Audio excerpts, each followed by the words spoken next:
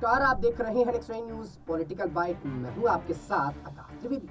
देश की संसद में निर्मला सीतारमण ने अपना अंतरिम बजट पेश कर दिया। उन्होंने अपने बजट में बताया कि सरकार की योजनाओं का सीधा फायदा देश के गरीबों को हुआ है। उन्होंने पीएम मोदी की जनधन योजना, प्रधानमंत्री गरीब कल्याण अन्न योजना और पीएम किसान सम्मान योजना का भी जिक्र किया।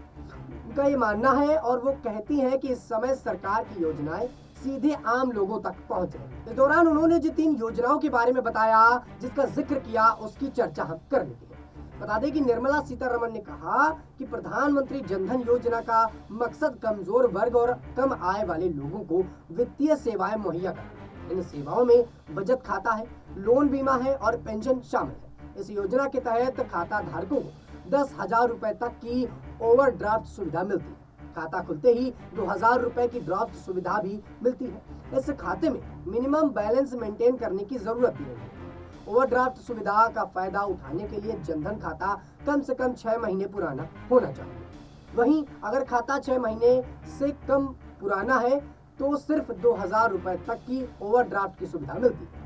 वहीं ओवरड्राफ्ट की सुविधा के लिए अधिकतम उम्र सीमा 65 साल बताई।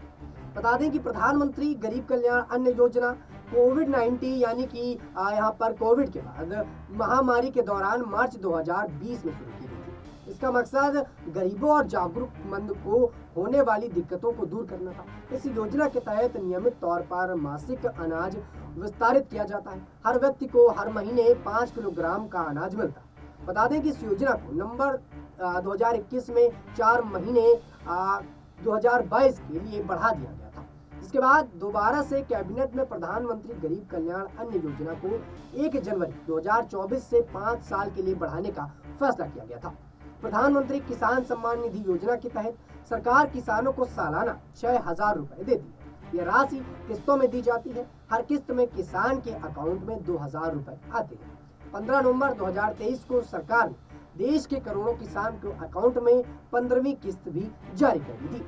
बता दें कि निर्मला सीतारमण ने सदन में यहाँ पर अपना जो बजट पेश किया, उस पर उन्होंने प्रधानमंत्री की कई योजनाओं को लेकर टिप्पणियां कर दी और इस पर सबसे ज्यादा जो अहम रही वो रही गरीब कल्याण योजना और किसान अन्न योजना। इस पर निर्मला सीतारमण ने बड़ी हमी भर दी। लेकिन उनके बजट पेश करने के बाद से ही जो पॉलिटिकल लोग थे, जो विपक्षी लोग थे, उनका ये मानना है कि जो बजट पेश हुआ वो सही से पेश नहीं। लिहाजा अब उनका ये मानना है कि अगर सरकार बदलती, अगर यहाँ पर सरकार इंडिया गठबंधन की या विपक्षी नेताओं की बनती है तो यहाँ पर बजट भी बदलेगा और दोबारा से बजट पेश करने की बात कही जाएगी। दर्शकों, अब देखना होगा जिस प्रकार से यहाँ पर निर्मला सीतारमण ने नई सदन के अंदर अंतरिम बजट पेश किया। उन्होंने अपने बजट में सरकार की योजनाओं का सीधा फायदा जनता के और गरीबों से जोड़ा। तो अब इस पूरे मुद्दे को लेकर विपक्षी गठबंधन और क्या बयान देता है, क्योंकि जब भी प्रधानमंत्री नरेंद्र मोदी की तरफ से कोई प्रतिक्रिया दी जाती है, किसी मामले पर बोला जाता है और यहाँ पर अंतरिम बजट जब पेश किया गया तब भी यहाँ पर वैसे ही सवाल उठे जैसे कि पीएम मोदी के बयानों के उठते। लिहाजा अब दर्शकों को देखना ही होगा कि निर्मला सीतारमण ने जो बजट पेश किया, इससे आम लोगों को कितना फायदा हो रहा है ये आम लोग ही बता पाएंगे।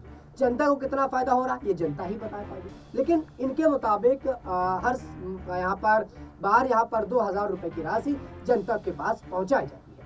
दर्शकों, आपका क्या मानना है? क्या आप लोगों को भी यहाँ पर वो धनराशि मिल रही है? क्या प्रधानमंत्री की जो योजनाएं है इससे जनता को लाभ हो रहा, गरीबों को लाभ हो रहा? और अगर नहीं हो रहा तो आखिरकार ये जो पैसा है ये जा कहाँ रहा है? आप अपनी राय नीचे कमेंट बॉक्स में हमें जरूर बताइएगा। फिलहाल के लिए देश दुनिया की तमाम खबरों से जुड़े रहने के लिए आप देखते रहिए नेक्स्ट न्यूज़।